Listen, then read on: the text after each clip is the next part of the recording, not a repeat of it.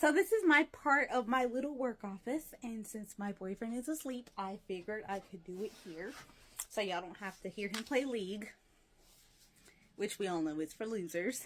Anyway, let's continue with this nightmare shit. Give me a second, I gotta remember where I was. Also, I'm still not drinking, because my kids are up, so.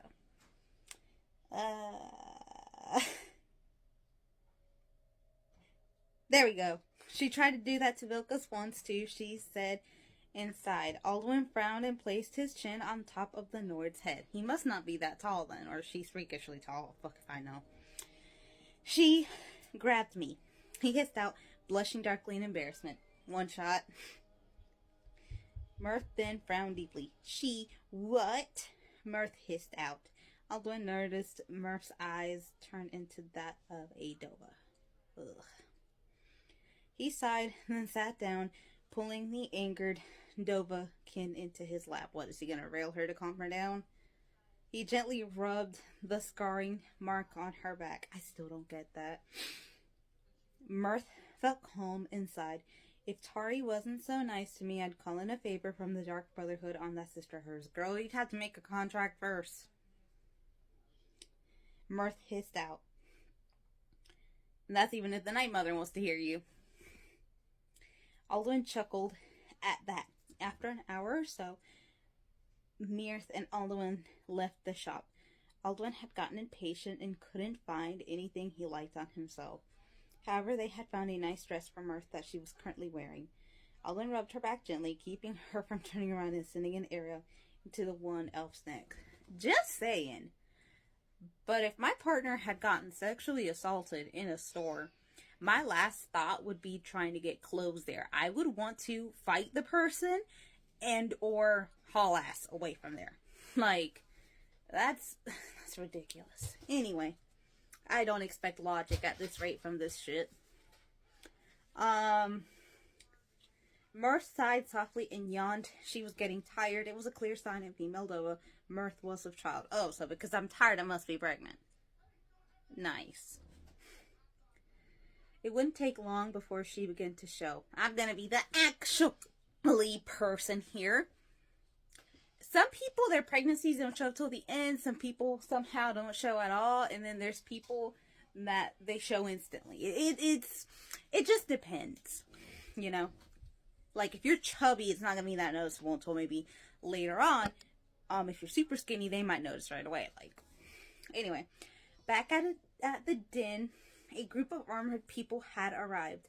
They were investigating it closely, trying to figure out who or what had been there. One of the armored figures spoke up. "Ma'am, you might want to check this out," a man said as he eyed the empty bottles of wine and mead. So they got smashed. And smashed. Nice. A blonde-haired woman walked over and gave one of the unlabeled bottles a smell. "Argonian blood wine. This shit's expensive and hard to come around by here," she said softly. Ah, Delphine knows her liquor. That's probably what she was doing while the other dude was cleaning up the den. The dang inn. Anyway, it smelled like human blood. Sorry. Her facial expression soured as she saw something on the blanket's blood. It smelled like human blood, but a hint of something else at the same time. What? She couldn't quite put her finger on it. A loud voice then knocked her out of thought. "Delphine, get out of this cave immediately." "Yeah, Delphine, get out. You're trespassing. This is sacred ground that you are desecrating," a booming male voice told her. Delphine frowned at him. "Esbern, stop your yelling. What the hell do you mean by sacred ground?" she demanded. Esbern sighed, walking into the already desecrated grain. "This place is holy, Delphine. 2 dragons must have made it here." How would you come to that conclusion from that? Because if it must not be that high if Balgruuf could get there with no issue on his part. I mean, for all you care, it could have just been a cave where people go and sneak and do the no pants stance. A lot of assumptions here.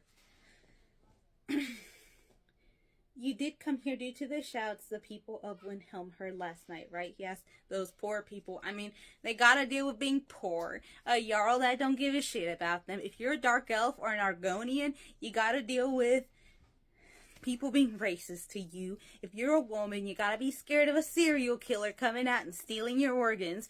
Like, Windhelm is a fucking mess. And even the Nords there don't have a good time. Because you gotta hear this one guy whine about how he's a veteran, he doesn't get anything, and some other dude go and yell slurs at the elves at night. That sounds like fun. Anyway.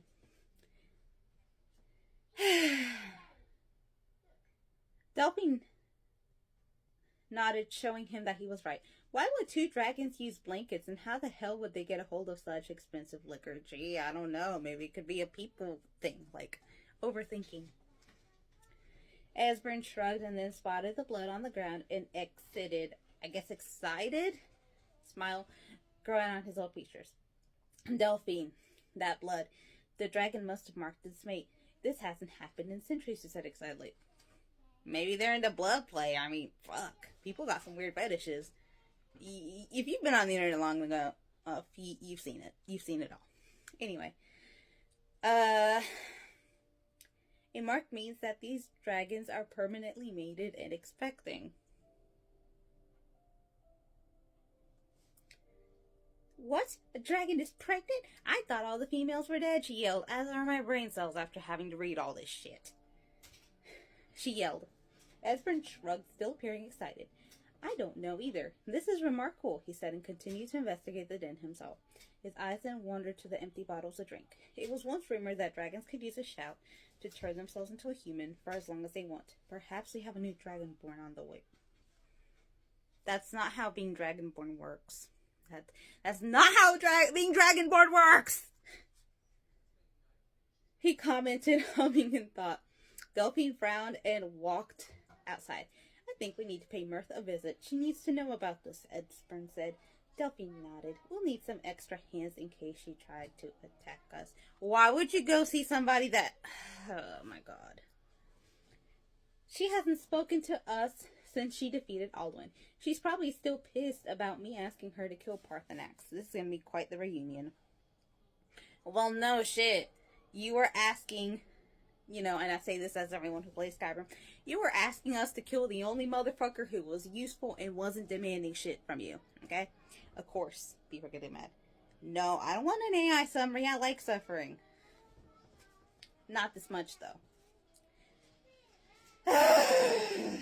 Mirth had taken Alduin to her home in one of the holds, Lakeview Manor. It had a kitchen, greenhouse, and a trophy room. I hate the trophy rooms. Like if you hate the trophy rooms too. She usually stayed here when she went on hunting trips with her most favorite shield sister. Of course, she's a companion too. She's probably the Harbinger. Mirth sighed, finally deciding to ask Alduin some questions she had for quite some time. She turned to the worldling and gulped. Alduin, I want to know how to revive dragons, she said softly. That caused Alduin to drop the troll skull he was looking at. Why in Akatosh's name would you want to know how to do that? Yes, in an obviously confused voice. Yeah, Mirth, why do you want to do that? Mirth looked down and rubbed her arm. Do you remember what happened in Kynesgrove? She said and sat on a chair. Alduin frowned slightly. Hey, I remember. I insulted you in Dovazel in your tongue. I apologize for doing much such, he said, and picked up the troll skull, placed it back into the basket it sat on before. Myth bit her lip and sighed. I feel terrible killing that dragon. He was only doing what you asked and what you expected of him. I killed him. At the time, I killed him without remorse. Now I feel nothing but an aching pain in my chest. I absorbed his soul. I wish I would have made him an ally like I'd done with overdubbing. You didn't have a choice. He was going to eat you or you were going to eat him. I mean, there's nothing to debate there. Alduin sat next to her, placing a hand on her shoulder. Dovahkiin, if you so desire my generals be resurrected, I shall do it for you. You have devoured your souls, but I can still force your body. In short, What? Okay, basically he can call back the soul from her. It will be painful.